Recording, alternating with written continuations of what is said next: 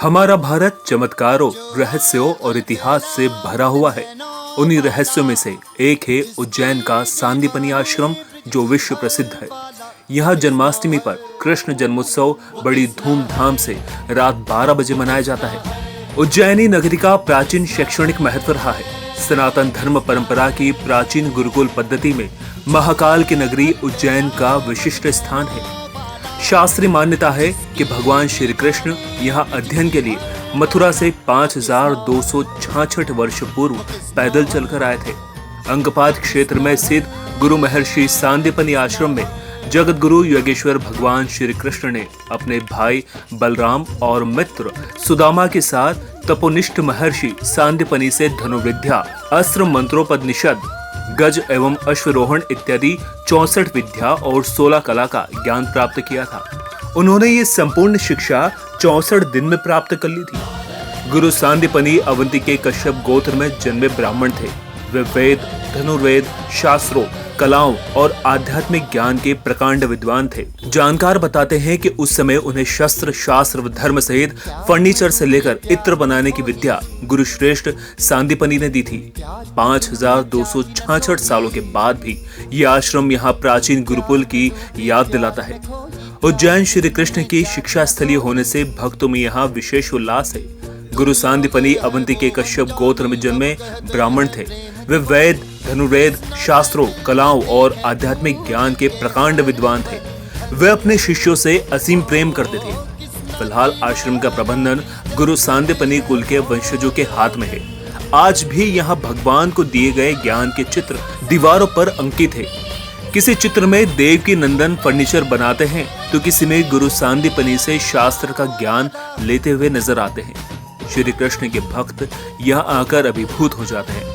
वैष्णव संप्रदाय के भक्तों के लिए ये जगह शीर्ष तीर्थों में शामिल है। 11 वर्ष की आयु में श्री कृष्ण ने सांदीपनि आश्रम में शिक्षा प्राप्त की। 11 वर्ष की आयु में यज्ञोपवीत के बाद श्री कृष्ण सांदीपनि आश्रम में शिक्षा प्राप्त करने आए थे। भगवान कृष्ण और बलराम ने कम समय में ही विभिन्न कलाओं और शास्त्रों की शिक्षा प्राप्त कर ली थी। भागवत, हरिवंश, ब्राह्मण पुराण आदि ग्रंथों में सांदीपनि आश्रम में श्री कृष्ण, बलराम और सुदामा द्वारा 64 विद्याएं और 16 कलाएं सीखने की अवधि मात्र 64 दिन बताई गई है। सांदीपनि आश्रम छोड़ने के पूर्व श्री कृष्ण ने गुरु सांदीपनि के साथ ही श्री महाकालेश्वर सहस्त्र नाम लेकर बिल्वपत्र द्वारा अभिषेक किया था। श्री कृष्ण ने अपने अग्रज बलराम और सखा सुदामा के साथ महर्षि सांदीपनि से जो शिक्षा संस्कार प्राप्त की थी, वे ही श्रीमद् भगवद गीता के ज्ञान गंगा के रूप में फैली हुई है। सांदीपनि आश्रम आज भी इस बात के स्पष्ट प्रमाण प्रस्तुत करता है। जानिए आश्रम में किन स्थलों के होते हैं दर्शन। गोमती कुंड। सांदीपनि आश्रम के पास गोमती कुंड स्थित है। मान्यता है भगवान श्री कृष्ण ने योग विद्या से पवित्र केंद्रों के सारे पानी को गोमती कुंड की ओर मोड़ दिया था, ताकि गुरु सांदीपनि को आसानी से पवित्र जल मिलता रहे। आज भी ये कुंड यहाँ स्थित है। भगवान श्री कृष्ण जब पट्टी पर जो अंक लिखते थे, उन्हें मिटाने के लिए वे जिस गोमती कुंड में जाते थे, वे कुंड यहाँ आज भी स्थापित है। अंकों का पतन अर्थात धोने के कारण ही इस आश्रम के सामने वाले मार्ग को आज अंकपात के नाम से जाना जाता है। कृष्ण, बलराम और सुदामा की बाल लीलाएं। आश्रम में भगवान कृष्ण, बलदाव और उनके सखा सुदामा की बाल लीलाओं के चिन्ह आज भी नजर आते हैं। तीनों की मूर्तियों की पूजा होती है। कई कथाएं भी तीनों के संबंधों को लेकर प्रचलित है। यहाँ सांदीपनि आश्रम में स्थित काला दीर्घा में भक्तों को श्री कृष्ण की 64 विद्याओं और 16 कलाओं के दर्शन होते हैं। भगवान के हाथ में दिखाई देती है स्लेट व कलम। यहाँ भगवान श्री कृष्ण की बैठी हुई प्रतिमा के दर्शन होते हैं, जबकि बाकी कहीं भी अन्य मंदिरों में भगवान श्री कृष्ण बांसुरी बजाते हुए नजर आते हैं। भगवान श्री कृष्ण बाल रूप में है। उनके हाथों में स्लेट व कलम दिखाई देती है। यही हुआ था भगवान श्री कृष्ण व भोलेनाथ का मिलन। भगवान श्री कृष्ण जब सांदीपनि आश्रम में विद्या अध्ययन करने गए तो भगवान शिव उनसे मिले और उनकी बाल लीलाओं के दर्शन महर्षि के आश्रम आए। यही वो दुर्लभ क्षण था जिसे हरिहर मिलन का रूप दिया गया। यहाँ है खड़े नंदी की प्रतिमा। महर्षि सांदीपनि आश्रम में ही भगवान शिव का एक मंदिर भी है, जिसे पिंडेश्वर महादेव कहा जाता है।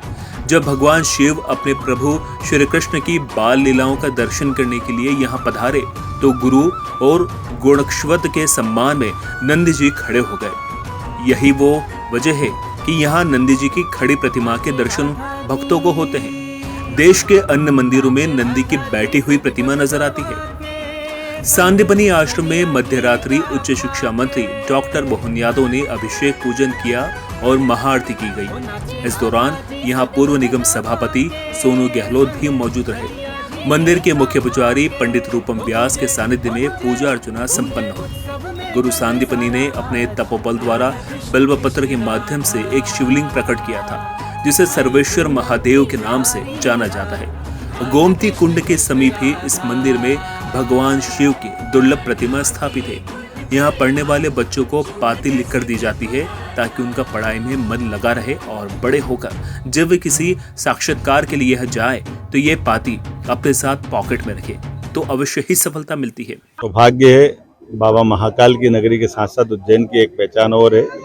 5100 साल पहले भगवान कृष्ण बन करके यहाँ आए थे और सांदीपनी जी के आश्रम में श्री कृष्ण बन के गए थे। ऐसे प्रत्येक जगह भगवान की जहाँ लीला हुई, जहाँ उनकी शिक्षा हुई, जहाँ उनका कोई ना कोई कर्म जुड़ा, वो प्रत्येक तीर्थ ही भगवान श्री कृष्ण के नाम से है। ऐसे में ये उज्जैन में सांदीपनी आश्रम में हमने सबने जन्माष्टमी का आनंद लिया।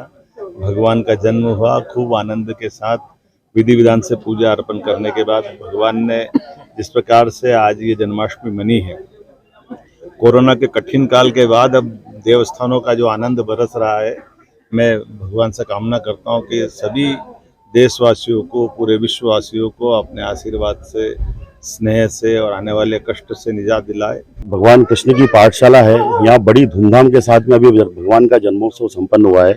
ये भगवान कृष्ण की पाठशाला, भगवान कृष्ण की शिक्षा स्थली महर्षि सांदीपन ऋषि का आश्रम है। अभी 11:30 बजे में यहाँ पर भगवान कृष्ण का जन्म आरती हुई, जन्म अभिषेक हुआ है। उसके बाद अभी 12 बजे आरती हुई है, इसमें हमारे मध्य प्रदेश के उच्च शासन के उच्च शिक्षा मंत्री माननीय मोहन जी यादव जी और हमारे प्रिय हमारे बड़े भाई सोनू जी गहलोत जी के आचार्यत्व में, उनके अध्यक्षता में और मेरे आचरण में यहाँ पर पूजन अर्चन किया गया। भगवान श्री कृष्ण की शिक्षा स्थली सांदीपनी आश्रम जितना महत्व जन्म स्थली का है उतना ही महत्व शिक्षा स्थली का भी है।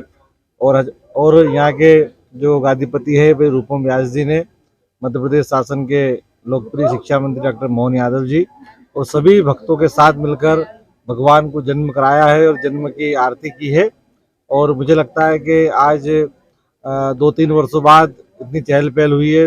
विगत 2 वर्षों तक लगातार कोरोना के कारण कुछ समस्या रही है, किंतु इस बार बहुत ही अच्छे प्रकार से भगवान का जन्म सांदीपनी आश्रम में मना है। मैं आज यहाँ पर सांदीपनी आश्रम में आई हूँ, जो हमारे कृष्ण भगवान हैं उनकी विद्या स्थली है और यहाँ पर कृष्ण जन्म बहुत अच्छे से मनाया गया है। अभी रात को 12 बजे कृष्ण भगवान की आरती की गई है, उसके बाद प्रसाद वितरण किया गया है। और जैसा कि हम सभी नागरिकों को इंतजार रहता है कि कब कृष्ण भगवान का जन्म हो, तो यहाँ बहुत अच्छे से मनाया गया है। बहुत ही रोचक लगा, मुझे बहुत अच्छा लगा।